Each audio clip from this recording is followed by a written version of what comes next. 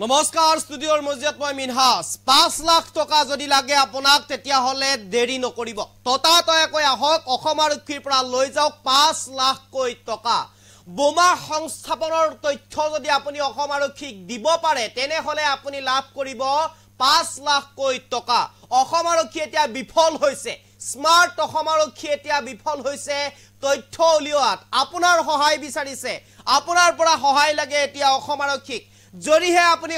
সহায় কৰিব পাৰে অসম আৰক্ষীক অথবা যদিহে আপুনি অসম আৰক্ষীক তথ্য দিব পাৰে বোমা সংস্থাপনৰ আলফা স্বাধীনৰ ফালৰ পৰা সংস্থাপন কৰা বোমাৰ তথ্য যদি আপুনি অসম আৰক্ষীক দিব পাৰে তেনে হলে আপুনি লাভ কৰিব অসম আৰক্ষীৰ ফালৰ পৰা 5 লাখ কৈ টকা এক প্ৰকাৰ যেন অসম আৰক্ষীয়ে হাত দাঙিছে আৰু অসমৰ ৰাইজৰ সহায় বিচাৰিছে অসমৰ ৰাইজলৈ আগবঢ়াইছে 5 লাখ টকা জুনে যেনেকৈ পাৰে যদি কাৰোবাৰ হাতত তথ্য আছে তেনে হলে তথ্য এতিয়াই দিয়ক অসম আৰক্ষীৰ মুখ্য কাৰ্যালয়ৰ পৰা লৈ যাওক 5 লাখ কৈ টকা চিন্তা নকৰিব আপুনি আপোনাৰ যি ঠিকনা আপোনাৰ যি নাম সেয়া সম্পূৰ্ণ গোপনে ৰাখিব অসম আৰক্ষী আৰু ইতিমধ্যে অসম আৰক্ষীৰ ফালৰ পৰা মুকলি পৰিছে নম্বৰ মুকলি কৰিছে ইমেইল আৰু তাৰ জৰিয়তে আপুনি জনাব পাৰে যদিহে আপোনাৰ হাতত তথ্য আছে আলফা স্বাধীনে বোমা সংস্থাপন কৰাৰ কিছু তথ্য সেই তথ্য আপুনি জনাব পাৰে সেই ইমেইল আৰু ফোন নম্বৰৰ জৰিয়তে আৰু লাভ কৰক আপুনি 5 লাখ কৈ টকা সবিশেষ আপোনালোকৰ বাবে আলফা স্বাধীনৰ বোমা সংস্থাপনৰ তথ্য দিলে লাভ কৰিব 5 লাখ টকা অসম আৰক্ষীয়ে কৰিলে লোভনীয় পুৰস্কাৰৰ ডাঙৰ ঘোষণা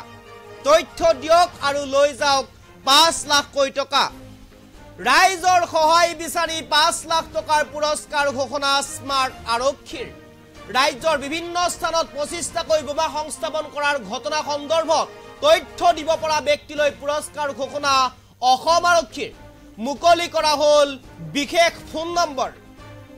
WhatsApp যোগে তথ্য প্ৰেৰণ কৰক 9132699735 নম্বৰত অথবা অসম আৰক্ষীৰ সোশ্যাল মিডিয়া হেণ্ডেলত মেছেজ যোগে জনাব পাৰে আপোনাৰ হাতত যদি তথ্য আছে তথ্য প্ৰদান কৰা ব্যক্তিৰ ঠিকনা সম্পূৰ্ণ গোপনে ৰখা হ'ব এই কথা জনালে অসম আৰক্ষীৰ ফালৰ পৰা ইপিনে গুৱাহাটীত বোমা সদৃশ সামগ্ৰী উদ্ধাৰ হোৱা ঘটনাৰ তদন্ত কৰাৰ দায়িত্ব দিয়া হৈছে SIT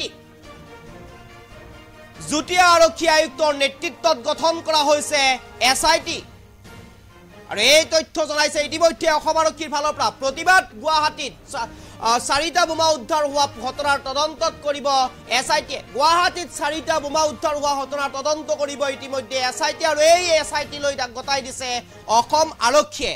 গুৱাহাটীৰ বাহিৰৰ জিলাসমূহত অপৰাধ শাখাৰ অতিৰিক্ত আৰক্ষী অধীক্ষকৰ নেতৃত্বত গঠন হ'ব SIT টিম আৰু যিয়ে অভিযান আৰম্ভ কৰিব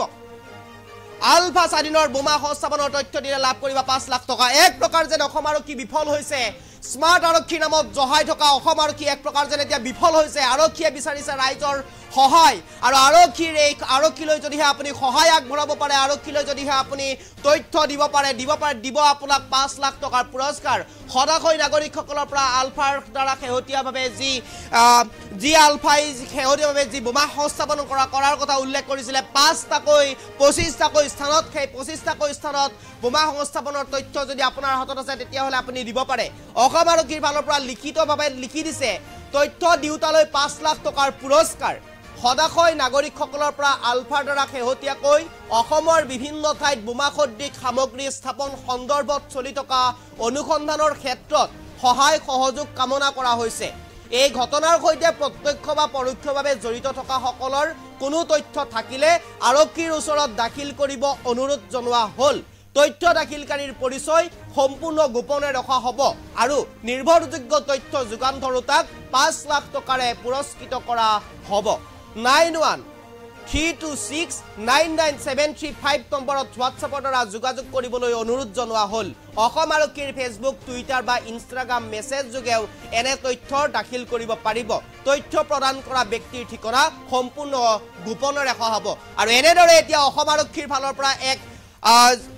এক বিবৃতি প্ৰদান কৰা হৈছে আৰু সেই বিবৃতিত উল্লেখ আছে যে যিসকল লোকে অসম আৰক্ষীক সহায় কৰিব যিসকল লোকে বোমা সংস্থাপনৰ তথ্য অসম আৰক্ষীক দিব সেই সকল লোকলৈ লোভনীয় পুৰস্কাৰ 5 লাখ টকা আগবঢ়াইছে এক প্ৰকাৰ যেন চৰম বিফলতা বুলি ক'ব লাগিব অসম আৰক্ষীৰ স্মাৰ্ট আৰক্ষী বুলি নিজকে জহাই থকা অসম আৰক্ষী গুৱাহাটী আৰক্ষীৰ এক প্ৰকাৰ যেন এতিয়া এয়া চৰম বিফলতা অহংকাৰেই যেন এক প্ৰকাৰৰ অসম আৰক্ষীৰ এতিয়া পতনৰ মূল হৈছে অহংকাৰেই যেন পতনৰ মূল এই কথা এতিয়া নিশ্চিতভাৱে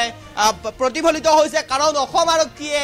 নাকৰ তলতেই 25টাকৈ বোমা সংস্থাপন কৰি থৈ গ'ল আলফা স্বাধীনে নিষিদ্ধ ঘোষিত সংগঠন আলফা স্বাধীনে 25টাকৈ বোমা